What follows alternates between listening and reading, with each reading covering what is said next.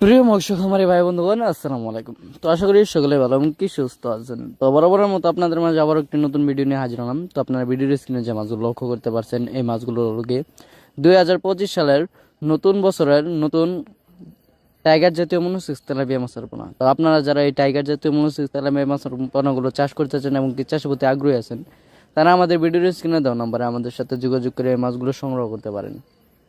আমাদের কাছে রয়েছে দেশি ও বিদেশি নানান জাতীয় মাছের রেণু পোনা, যেমন দেশি শিং, দেশি মাগুর, ভিয়েতনামি শোল, ভিয়েতনামি কই, অরিজিনাল থাইপাঙ্গাস সহ কাপ জাতীয় মাছের রেণু পোনা, সকল ধরনের পোনা আমাদের কাছ থেকে সংগ্রহ করতে পারবেন। তো আজকে বিস্তারিত আলোচনা করব আপনারা এই মাছগুলোকে কিভাবে পুকুরে চাষ করবেন। তো এই মাছগুলোকে পুকুরে চাষ করার প্রথম ক্ষেত্রে আপনাদের যে কাজটা করতে হবে সেটা হলো গিয়ে পুকুর প্রস্তুতি। যদি আপনারা সঠিকভাবে পুকুর প্রস্তুত না করতে পারেন, তাহলে দেখা গেল এই মাছ চাষ করে ভালো একটা মুনাফা আয় করতে পারবেন না। এবং কি আপনারা জানেন এই টাইগার জাতীয় মনোসেক্স যে তেলাপিয়াটা রয়েছে, এটা চাষ করে ভালো একটা মুনাফা আয় করা যায়।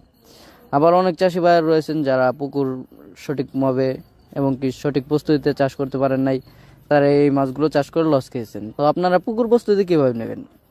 তো পুকুরের চারপাশে যত ময়লা আবর্জনা রয়েছে ওইগুলো পরিষ্কার করে নিতে হবে। পুকুরে চুন, সার, সমিথন এবং কি উস্তাদ আরও বিভিন্ন ধরনের মেডিসিন রয়েছে, অর্থাৎ আপনারা প্রয়োগ করে তারপর আপনারা পানি দিয়ে এই মাছগুলো পুকুরেতে ছাড়তে পারবেন। তো আপনারা এই মাছগুলো এককভাবে এবং কি মিশ্রভাবে চাষ করতে পারেন।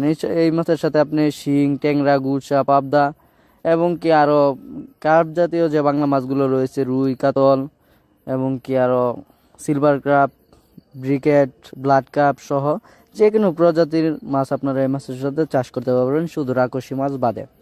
তো আশা করি ভিডিওটি ভালো লেগে থাকলে অবশ্যই লাইক এবং কি কমেন্ট করে আমাদের পাশে থাকবেন। আরও মাছের পরামর্শ